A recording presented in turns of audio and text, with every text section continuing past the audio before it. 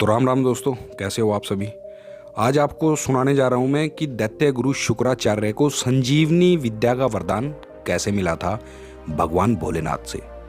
तो दोस्तों, एक बार ना भयंकर युद्ध होता है किसके बीच में, इंद्र और दैत्य गुरु शुक्राचार्य का एक चेला होता है जिसका नाम होता है कालकेतु। इन दोनों में भयंकर लड़ाई होती है। तो क्या होता है कि इंद्र जो है वो कालकेतु के जो दैत्य दोस्त होते हैं, अपनी सेना के साथ इंद्र मिलकर कालकेतु के जो दैत्य दोस्त होते हैं उनका विनाश कर देते हैं, काफ़ी सारे को लपेट देते हैं।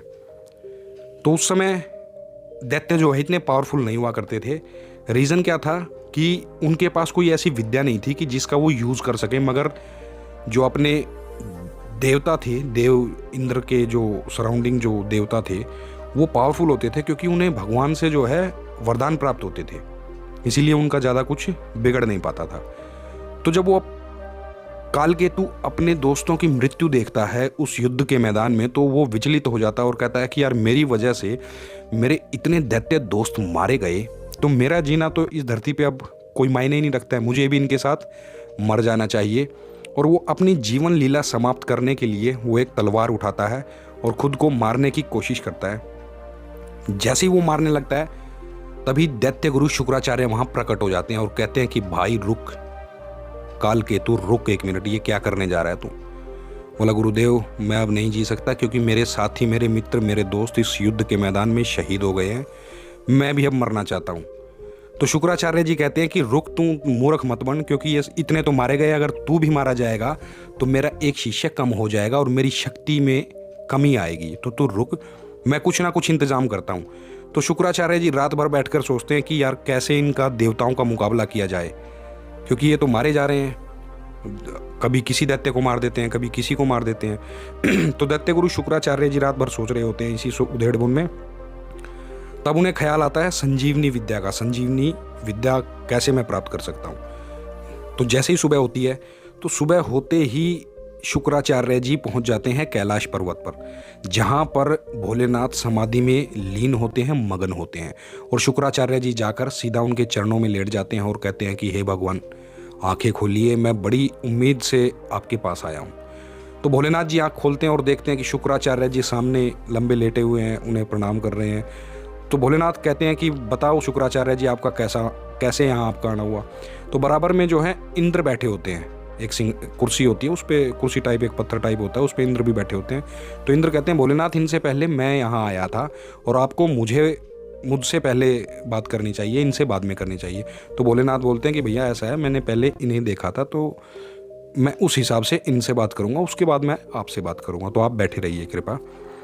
तो बोलते हैं कि आपका आना कैसे हुआ। तो वो बताते हैं कि मेरे जो दैत्य शिष्य हैं वो मारे जा रहे हैं और ये देवता ही इन्हें मार रहे हैं, तो मुझे संजीवनी विद्या का वरदान दो, आपकी मुझे संजीवनी विद्या सिखाओ, ताकि मैं जो मृत हैं उनको मैं जीवित कर सकूं। तो भोलेनाथ कहते हैं कि ठीक है, मैंने आपका सुन लिया है, हाँ जी इंद्र जी, अब आप बोलिए। तो बोला, जी मैं भी, इंद्र भी बताते हैं कि मैं भी संजीवनी विद्या के लिए यहाँ पे आया हूँ।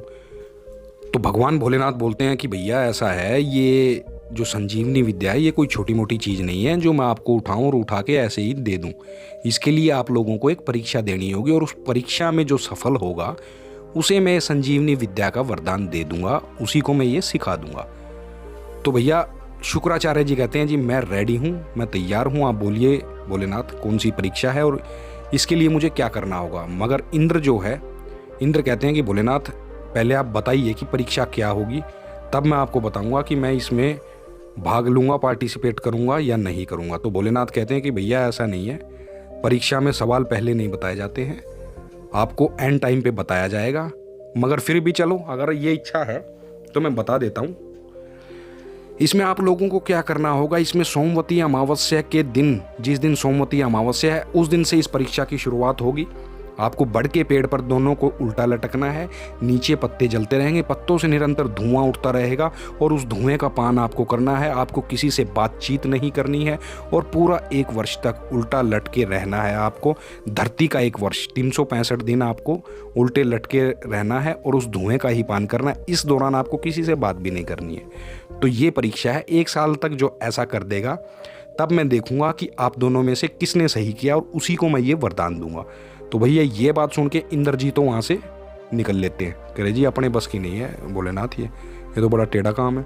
वो दृढ़ निश्चय, मगर शुक्राचार्य जी जो हैं वो पूरा दृढ़ निश्चय करके आए थे कि मुझे मेरे दैत्य शिष्यों को मरने नहीं देना, उनके लिए मुझे संजीवनी विद्या लेनी है।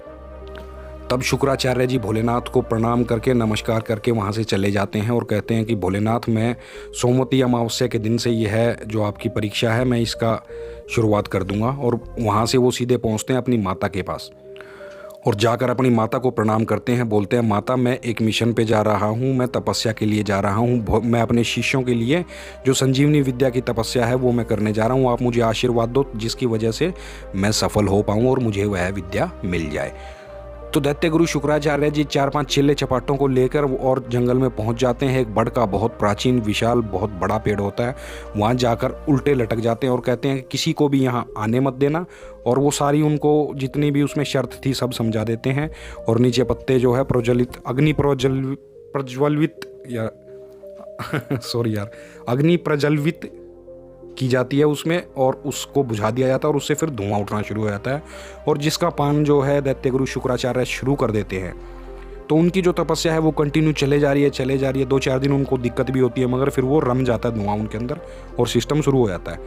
तो फिर क्या है जी, इंद्र जो है वो थोड़ी चालाकी करते हैं। वो अपनी बेटी जयंती को भेजते हैं कि जाओ आप उनकी तपस्या भंग करके आओ। जयंती जो है एक लेडी शिष्य का रूप ले लेती है और आती है वहाँ। जो चेले चपाटे खड़े होते हैं उनको बोलती है कि भैया ऐसा है, मैं गुरुदेव की शिष्य हूँ, गुरुदेव ने मुझे कैलाश पर भेजा था तपस्या के लिए और मेरी तपस्या पूर्ण हो गई है। तो मुझे पता लगा कि मेरे गुरुदेव जो है संजीवनी विद्या के लिए तपस्या कर रहे हैं। तो मैं ये सुनते ही सीधी दौड़ी चली आई हूँ और मेरे पास ये थाली है, इसमें चंदन है और इस चंदन को मैं इन जो ये पत्ते जो जल रहे हैं इन पर मैं डालूंगी और इससे एक भीनी भीनी खुशबू उठेगी और जिससे मेरे गुरुदेव को ये धुआं की जो कड़वाहट है वो नहीं महसूस होगी, उन्हें चंदन की खुशबू महसूस होगी। तो चेले चपाटे भी सोचते हैं कि ये बात तो सही है, इसे जाने देते हैं। तो वो उसको वहाँ से भेज देते हैं और वो जाकर जो पत्ते होते हैं उन पत्तों पर साथ में मिर्च लाई होती है थाली में, चंदन वंदन कुछ नहीं होता, वो मिर्च उठाती है और उन पत्तों पे जलते हुए पर डाल देती है। और वहाँ वो जो मिर्च होती है, यह लंबी लंबी मिर्च, इतनी तीखी मिर्च, इतनी बहुत तेज़ मिर्च, मतलब जिसका आप अंदाज़ा भी नहीं लगा सकते। और उनसे जो धुआं उठता है और उससे जो धांस चढ़ती है, शुक्राचार्य जी का खांस खांस के बुरा हाल, उल्टे वैसे ही लटके होते हैं, आँख से खून, नाक से खून, कान से खून, खून ही खून आ जाता है और वो बड़े बुरे तरीके से तड़पने लगते हैं। और जयंती थोड़ी देर तो ये देखकर मुस्कुराती रहती है और फिर वो इतना खून देखकर घबरा जाती है, कहती है ये तो मैंने पाप कर दिया। एक आदमी, एक इंसान जो इतनी तगड़ी तपस्या कर रहा है, उसकी तपस्या में मैंने मेरे बाप के कहने से विघ्न डाल दिया। और वो वहीं रोने चिल्लाने लगती है और उन्हें कहती है चेलों की आग बुझा दो क्योंकि इसमें मैंने मिर्ची डाल दी है। मगर वो चेले जो जैसे ही आग बुझाने जाते हैं तो शुक्राचार्य जी उन्हें हाथ के इशारे से कहते हैं कि बुझाना मत, क्योंकि बोलना तो अलाउड नहीं है, हाथ के इशारे से मना करते हैं कि मत करना, अगर आप ऐसा करोगे तो मेरी तपस्या वहीं पर समाप्त हो जाएगी। और भोलेनाथ ऊपर से नज़ारा देख रहे होते हैं, भोलेनाथ देखते हैं यार ये तो इसने बड़ा गलत कर दिया और वो बड़े क्रोध में आ जाते हैं और वो अपना जो समाधि में बैठे होते हैं वहीं से उठ के सीधा आ जाते हैं शुक्राचार्य के पास और अपनी माया से सभी लोगों को बेहोश कर देते हैं। और शुक्राचार्य को बोलते हैं कि आ जाओ, आपकी जो है तपस्या पूर्ण हुई और मैं तुम्हें वरदान देता हूँ, मैं तुम्हें सिखाता हूँ, मगर मेरी भी एक ये शर्त है कि आप इसका मिसयूज़ कभी नहीं करोगे, गलत तरीके से इसको यूज़ कभी नहीं करोगे। क्योंकि शक्ति जो है, शक्ति की अपनी एक आप उसको ये बोल सकते हो मर्यादा होती है, उसको मर्यादा में रह के ही आप यूज़ कर सकते हो। मर्यादा से बाहर जाकर यूज़ करोगे तो शक्ति आपका सर्वनाश कर देगी, विनाश कर देगी, आपको उसी समय ख़त्म कर देगी। तो दैत्य गुरु शुक्राचार्य जी धन्यवाद करते हैं तो और भोलेनाथ जी वहाँ से चले जाते हैं और शुक्राचार्य जी तलवार लेते हैं और अपने एक शिष्य की गर्दन काट देते हैं और फिर उस विद्या से उसको जोड़ के देखते हैं और उसे जीवित कर देते हैं। और वो विद्या, वो सब खुश हो जाते हैं कि दैत्य गुरु शुक्राचार्य को विद्या मिल गई है। अब जितने भी देवता हमारे दैत्य दोस्तों को मारेंगे उन्हें ये जिंदा कर देंगे। तो दोस्तों ये एक किस्सा था कि शुक्राचार्य जी को कैसे संजीवनी का वरदान प्राप्त हुआ था।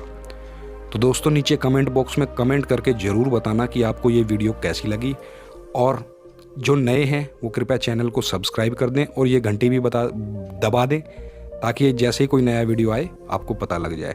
तो इसी के साथ बोलते हैं जय भोलेनाथ। भगवान भोलेनाथ देंगे सबका साथ। दोस्तों मौज लो रोज लो, ना मिले तो खोज लो। आप सभी का दिल से धन्यवाद।